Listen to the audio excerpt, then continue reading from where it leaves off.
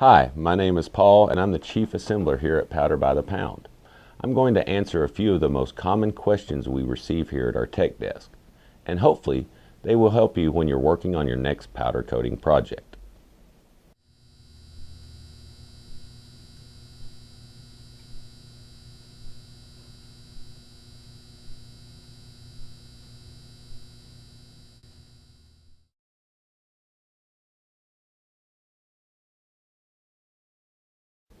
So why is my powder not sticking? There are usually two kind of common causes to powder not sticking.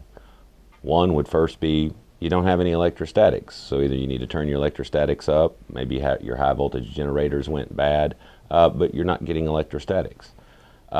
Most commonly though, we are getting electrostatics, and what would cause our powder not to stick is having poor or grounding issues. So that would mean in most cases we may have powder on the hook, screws came loose somewhere in ground. You could have a really dry drought season where there's the ground has pulled away from your ground rod and you might need to go out there and wet it. But if your powder's not sticking and you have electrostatics, it's because you're not completing the current path, and you need to do so. So check your ground somewhere along the wire, clean your hooks, but that would be the problem with why your powder wouldn't stick.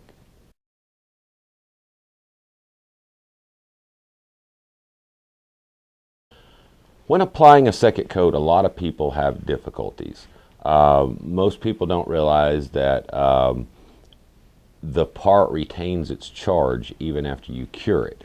So if you've shot the part at say 100 kV and you put it in the oven and cure it out, once you bring that part out, the part still contains 100 kV charge. And like charges like to repel from each other. So in a second coat, if we go and we shoot 100 kV for our second coat, it comes up against another 100 kV on the part and they choose to repel away from each other. So as a solution for this, we like to drop our voltage at least 20 kV, it could be more, but at least 20 kV. So say if you shot at 100 kV, drop it to 80 kV. We'll want to back up just a little bit. You know, normally we're setting about 8 inches or so. We'll want to back up to maybe 10 or 12 inches, increase the distance the powder goes across to get a greater charge. And if possible, without overbalancing the cloud, slightly turn up your powder so that you're throwing a few more bullets at the barn, because you still get some slight repulsion even at 20 kV lower. But that's how you solve your second coat issues.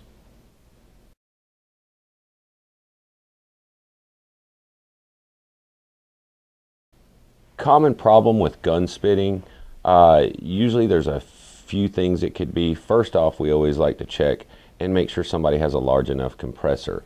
You usually need about 80 to 90 psi coming to the back of one of our units, similar on most other powder coating units, and about 6 CFM of airflow. A lot of times we try to get by using a little pancake compressor or something to that effect. What happens is you'll be shooting, you'll have your gun adjusted in, and then there's not enough air in the tank. The compressor basically can't keep up with the airflow your powder gun needs, and so your compressor's constantly shutting on and off, and it causes surging and spitting. That's common on a compressor, but most people usually that are powder coating have the right compressors. So the next thing we would look for at spitting that's fairly common is that obviously when you let go of your trigger, you can have powder that falls back into a hose. That's why we always suggest kind of start off the part before you always start back again, because that little loop in your hose will have a little powder in it and it will cause an initial spit. But most of the time when people are talking about spitting and kind of purging, it's usually when they're dealing with a fluidizing hopper. And in most cases, that's usually caused by overfluidization. As opposed to having a big rolling boil of looking like water with your powder, you want to have it more like a little simmering sauce. Because what happens is when you over fluidize, you're pushing too much powder up into the hose without your pump actually drawing it out. You're just pushing it up into the hose. It sets in that bend we were talking about earlier, and then as soon as you pull the trigger, it pushes that out, and with all the built up pressure in the hose. So I hope these help you with your spitting and purging issues.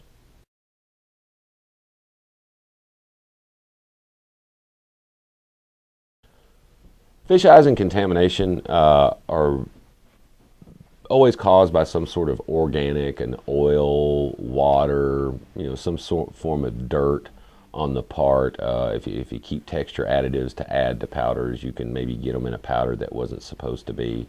So you can get the same look you would with with water or oil that's on there. Now, when we have that fish eye, there's a couple places we got to look for it. It could be that we didn't clean the part well enough. Maybe we didn't get all the moisture or oil or bake it out of the part.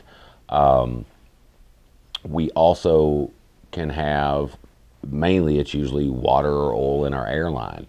We haven't changed our filters. We're maybe not using a refrigerated air dryer.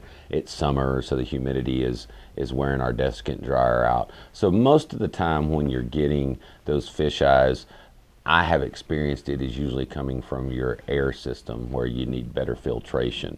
Also, there are the rare cases, especially when you don't have a climate controlled shop, to where there's a large amount of humidity outside.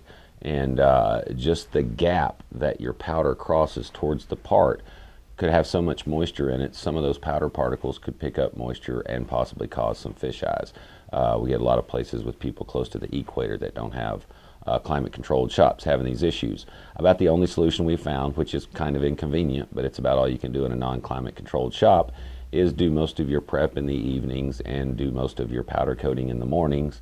That way you're coating before all the moisture is evaporated back up into the air, and most of it still sitting on the ground is in the form of a dew. So I hope this helps you with your fisheye contamination.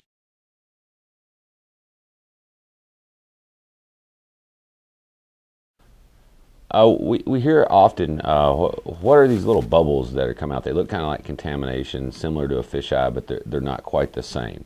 Well, when you have a bubble that's forming in your part, that means your powder was starting to cure, and some form of gas or air started pushing through that cured layer and caused a bubble. Well, what that is caused by a cast part. It's what we like to refer to as outgassing. Anytime you take molten metal, heat it up, and put it into a mold, you're going to have air and gas pockets. Some have better quality than others. Some will be more whipped air and will be more difficult to coat, and you'll end up with more of those bubbles. And some will be a higher quality, and you'll hardly end up with any outgassing at all. But what happens is taking place here is we coat the part, we put the metal in the oven, and as the metal heats up, it expands. And as it's expanding, it starts opening these gas and air pockets that are inside the casting, and they blast themselves out through the partially cured coating, and it never levels off and cures with the bubbles in it. To prevent this, what we try to do here is that we will preheat our parts usually 50 degrees above our cure temperature. So let's say if we're dealing with a 400-degree powder, we would want to heat it, about 50 degrees above the cure temperature for about 30 to 40 minutes. Then we will pull it out of the oven, bring it down to a temperature between about 300 to 325. We normally don't like to shoot parts hot, but in this case, we're trying to get an outgas forgiving primer, which is what we'll put on there, and we want to get it back into the oven so that it can heat it up quickly enough to allow those pockets to gas out of the metal, and then while we're still in the flow stage, and allow the powder to flow out without those bubbles. Let me give you one warning. Anytime you're doing a cast part, and even if you follow these procedures, there is no 100% guarantee of no outgassing. So if you follow these procedures and you're still getting some gassing, that's probably due to the quality of the nature of the metal. You can always try again. Sometimes it turns out worse, but I will like to say, it's hard to prevent 100% outgassing in powder coating. Well, remember, my name's Paul, and thanks for joining me. Hope answered some of these questions will help you out, and hopefully we can bring you a little more in the future. Thanks.